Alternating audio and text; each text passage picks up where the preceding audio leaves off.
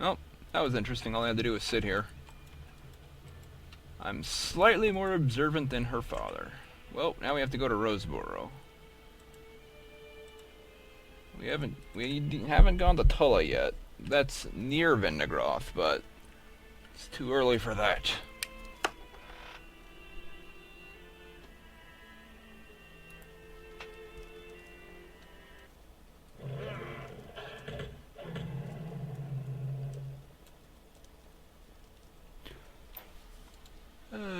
Blah blah blah. Monsters.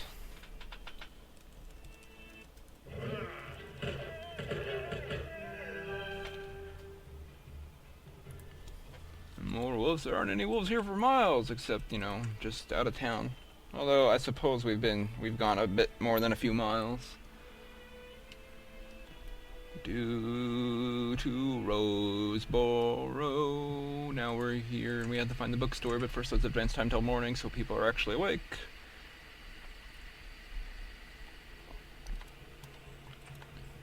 Gift shop, that is.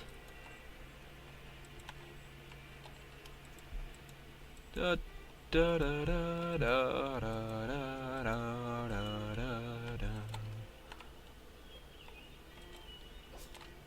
How many followers can I have? 4. I only have 2.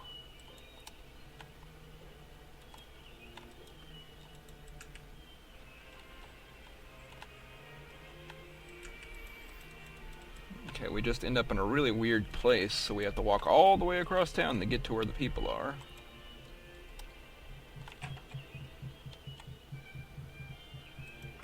There's the gift shop right there.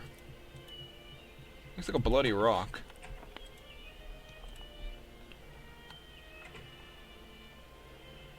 How may I assist you, sir? What is this place all about? Continue.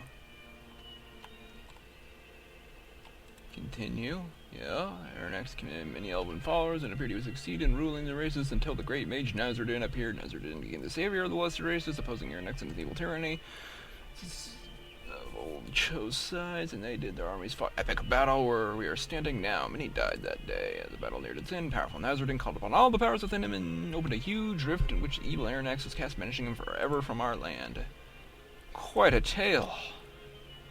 Can you tell me about Victor Misk?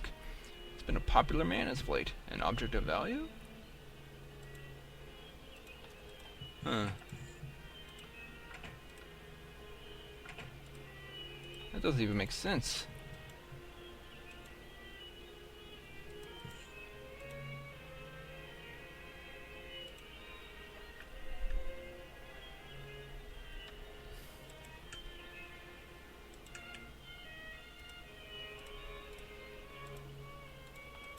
That doesn't make sense at all. An object of value? What is that supposed to be? What, is he an object of value? Or... Well, I'm confused. Oh, the gift shop that we got directed to was completely pointless.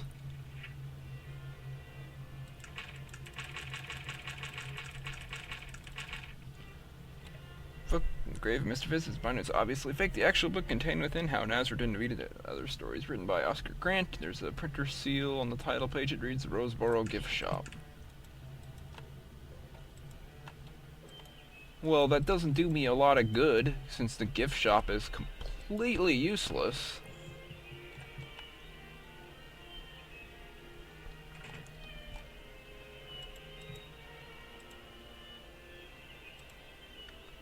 I mean, I don't see anything in here that would be indicative of...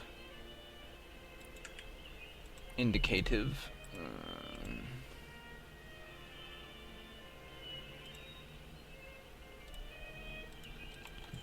Digging up graves in the Roseborough Cemetery. Where would that be? Over there. I might have to go back and get that shovel. Maybe this is where Victor Misk's dad is buried. Hey, look, a sheep.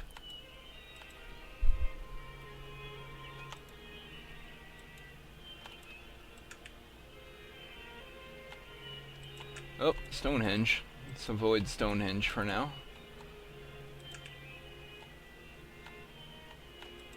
Okay, it's right up here.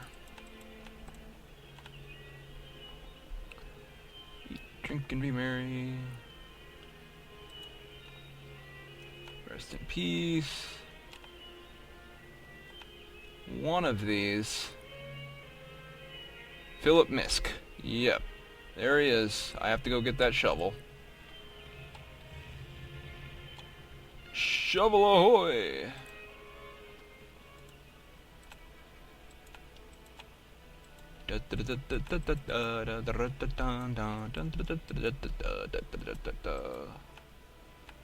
I do so love having enough stamina to just spam all my stuff now.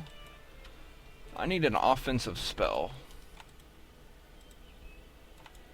Geez, I wouldn't be walking that close to the water with a ankle or foot length dress like that. You'd just make a mess. Your dress would be filthy. Please don't kill me, guards. Okay, they don't care. The grave's open, they don't care.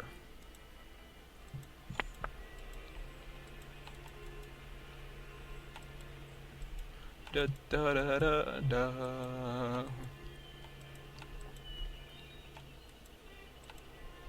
And Philip Misk. He's hidden the book where only his dad would know, is what he said. And here's where his dad is. So, aha!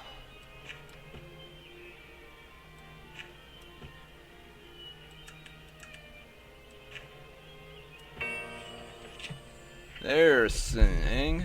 Dedicate this to my dearest Raven. I would gladly face these horrors again and 1,000 others, if only another moment for you.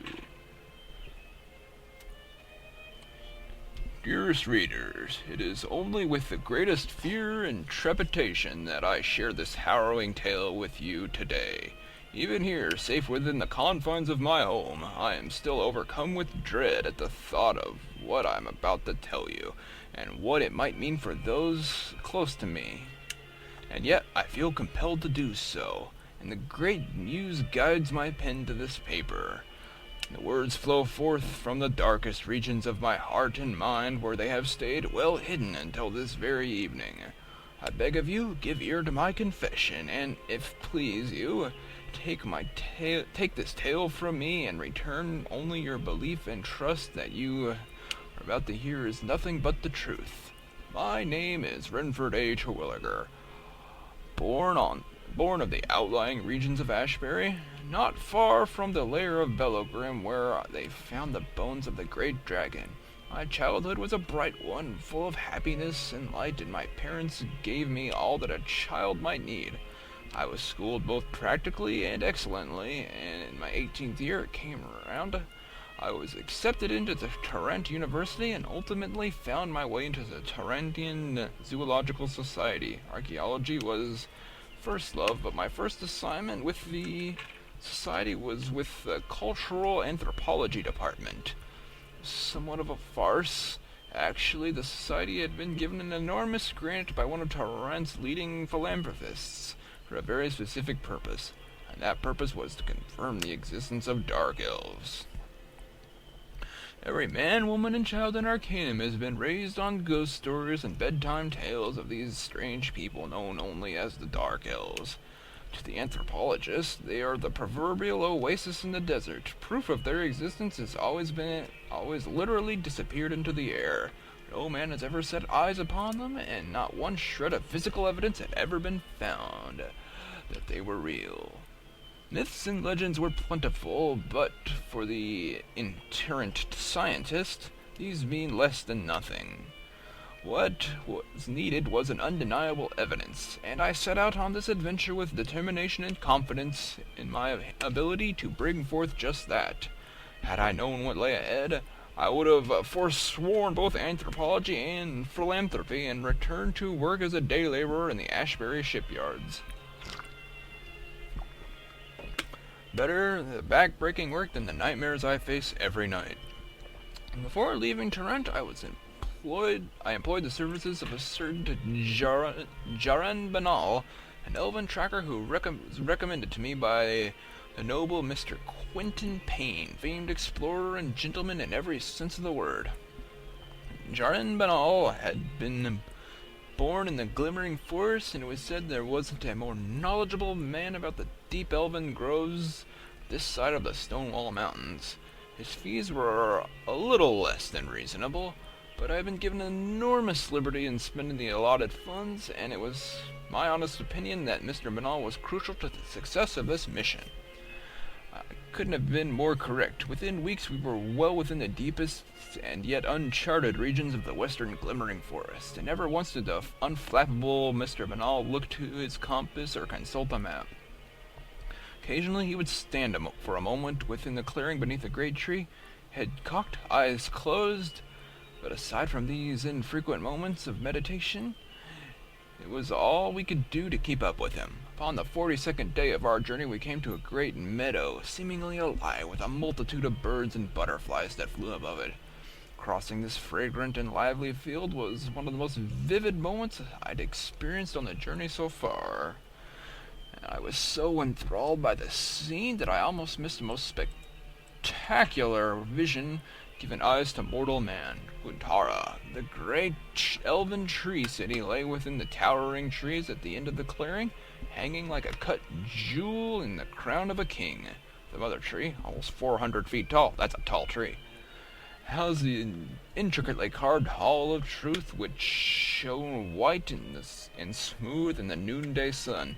Impossibly thin walkways wove in and out of the boughs of the great tree, not taking away from its natural beauty, but adding to it, as if the city were merely a convenient and beautiful tangle in the leaves and branches, tattooed with the flowing runes and symbols in the ancient elven tongue. And among these graceful and lithe forms of the elves, singing their beautiful songs, looking down upon the ragtag group of men with curiosity and amusement. Quintara, I can say only this. The month I spent there was the best of my entire life.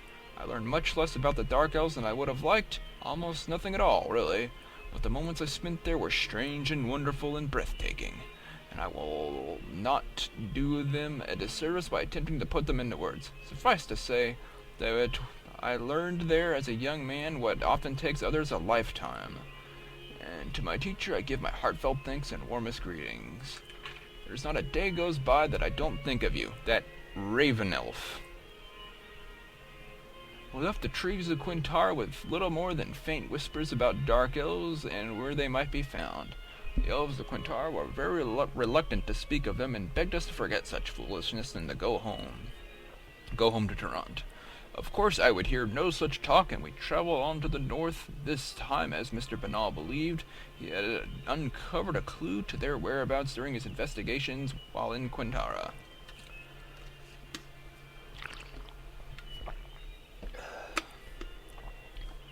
And he had discovered a name, Sin Ang, the home of the Dark Elves. We traveled for 17 more days, exhausting our supplies and sending most of the party back to Toronto. The forest had become thicker and more brambly, and it seemed that the trees were adorned with thorns, some of them more than a foot long. Another week, and it was only Mr. Banal and myself, and we agreed to return before the first of the month if we failed to find any further evidence of the Dark Elven existence. That gave us 6 days to find Sin Ang, and we pressed despite our anxiety and fatigue. On the day before we had planned to return, the weather took a vicious turn. From out of the north came dark thunderheads, and lightning flew down from the sky like barbed lances of white fire. It began to rain, and we found uneasy shelter beneath the massive roots of one of the great trees, which seemed poised over us like a giant and grotesquely gnarled hand. I was shivering, and not altogether from the cold and rain. Weird shadows played against the trunks of the trees as the storm strengthened, and the lightning became more frequent. Thunder tore the sky above our heads. I looked at Mr. Banal, and for the first time since we left Toronto, I saw fear reflected in his eyes. Can't say when I first became aware of them, but one moment while looking out through the rain, I began to notice shadows that stayed even after the lightning had subsided. These shadows became phantoms, and the phantoms became something worse. They were stock still, tall, wiry, ghostly faces of faces the color of ivory, with eyes of blackest night. Their hair hung in limp strands against their foreheads and their cheeks, and they stood unblinking, oblivious to the storm and its ragings. Manal screamed something to my right, and then he was pulled bodily from our shelter to the roots above. He screamed once more and was silent. I never heard from nor saw him again. I ran headlong past the yells in front of me, swinging blindly to clear my path. I was mad with fear, and my feet carried me deeper into the forest. But I heard dark and twisted laughter above me and behind me. Shadowy figures darted among the trees to my left and right. Thorns tore at my arms and legs as I stumbled among the stones and the underbrush, screaming incoherently. More than once, great elven arrows sunk into the trees around me, grazing my skin as they flew by. They were playing with me and enjoying the hunt, waiting for just the right moment. My head was light from exhaustion and blood loss, and I fell to my knees, gasping for air. Looked up, I saw it. There, in those trees above me, was Sin Ang, home of the Dark Elves. Unlike Quintara, Sin Ang was an abomination slouched in the branches of like a great beast waiting for its prey. There were sputtering fires all along its battlements, and great spikes protruding from every surface like dragon spines. I saw robed figures, gaunt and terrible, lined along its walkways, looking down upon me, beckoning, it seemed, for me to join them. I screamed again, and the figures seemed to raise their voices in unison, a terrible call without sound or meaning. But I heard them nonetheless. They were cursing me. They were welcoming me. In moments I was surrounded again by my pursuers. Through the downpour I saw them unsheathe daggers, their ghostish smiles floating towards me. As the thunder roared above, I closed my eyes, praying to whatever god could hear me. There was nothing else I could do. And then, from nowhere, arrows were flying above me and behind me. In moments I was encircled completely with the half-buried shafts from the thickest hunting arrows, and the dark elves around me whirled to and fro in confusion, pulled out his bow from his back and notched an arrow in one flowing movement, but was shot through the heart before he raised it past his shoulder. He fell silently, unbelieving. The others looked at me for a moment with the purest hatred harbored in their eyes, and then disappeared into the night, hands conspicuously at their sides. Amazed and spent, I fainted. I awoke days later, many miles from the northern reaches of the Glimmering. I was alone, but my wounds had been treated and my supplies had been replenished. I was back in Toronto not 2 weeks later, but I never met my rescuers. I can only guess who they were or where they were from. And I thank them. If they are reading this, without their aid, I surely would have died there in the shadow of Sin Ang. So, dear friend, again, I beg you to believe these words and the man who has told them to you. I do so only to share this burden with others, to gain comfort among those of my kind. At the very least, let these words stand as warning to you. Often evil is a tangible thing, and sometimes it is a people and a place. Such are the Dark Elves, and such is the heck that is called their home. I've never returned to the Glimmering Forest. I pray that I never do. Some things are better left alone. That was quite a tale.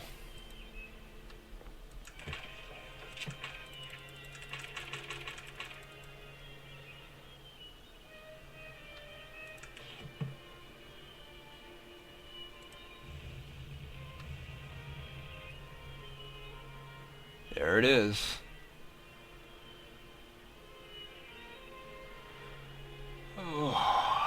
Let's go to Toronto.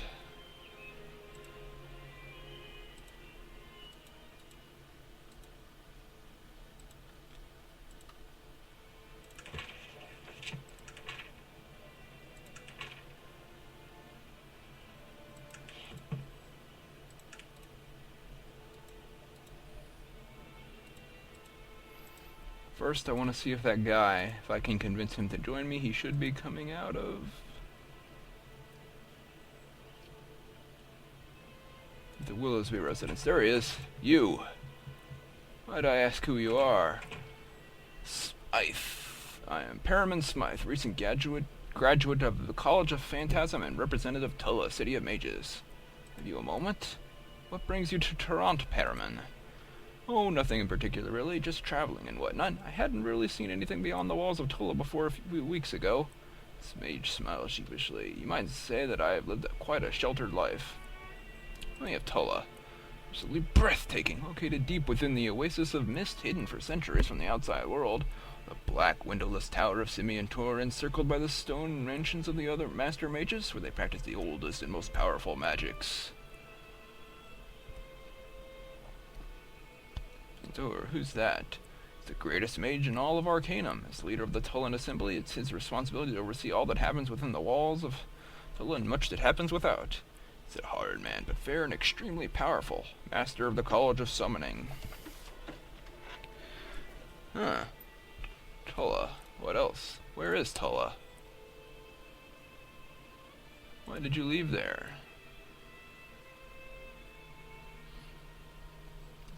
Felt I was best qualified for the job, so to Toronto I went. Very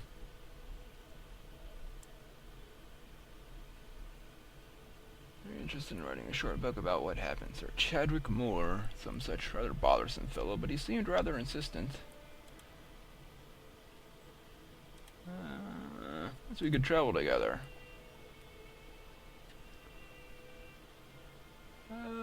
Long story. Should I tell him the whole story, or just traveling? Yep. Want to join me then? Haha! Perriman Smythe. He's got that, but I think he'll do better with this. Yep. So now we've got a mage. I would like to know something about you. So he's pretty good with melee. And what is his college? He's got some fireballs. And he's got this. Pretty good. Also healing. He's well-rounded. But he needs a weapon. What is it that you want of me? Well, Virgil broke his scimitar. What are you doing with those stupid plants again, Virgil? God, I can't get him to leave those alone. He's a friggin' kleptomaniac. Let's see if we can find our new friend here a proper weapon.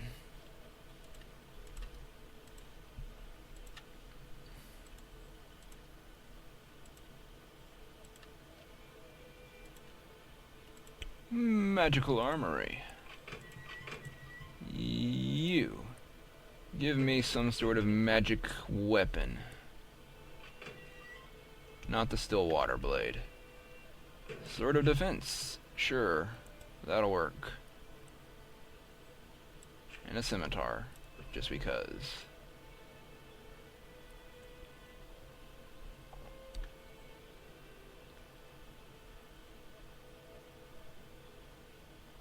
Stone.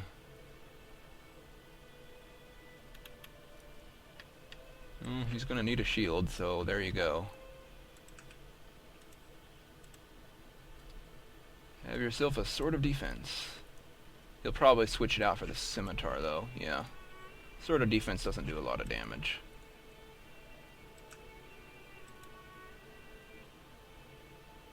You don't have the strength for that. What's wrong with you?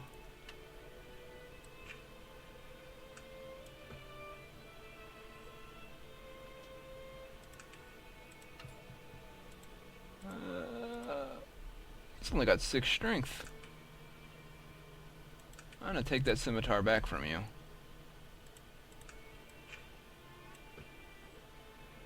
He doesn't have enough strength for that either. He needs a magical dagger, I guess.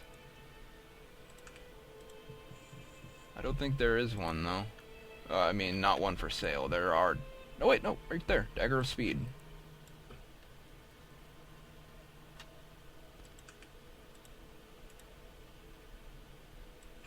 Here, take this. Give me this. And give me this.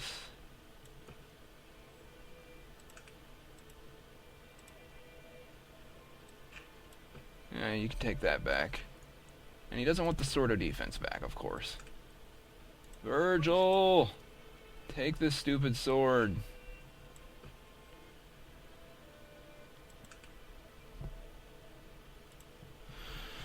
Alright. Artie's filling out. Oops. I didn't mean to do that.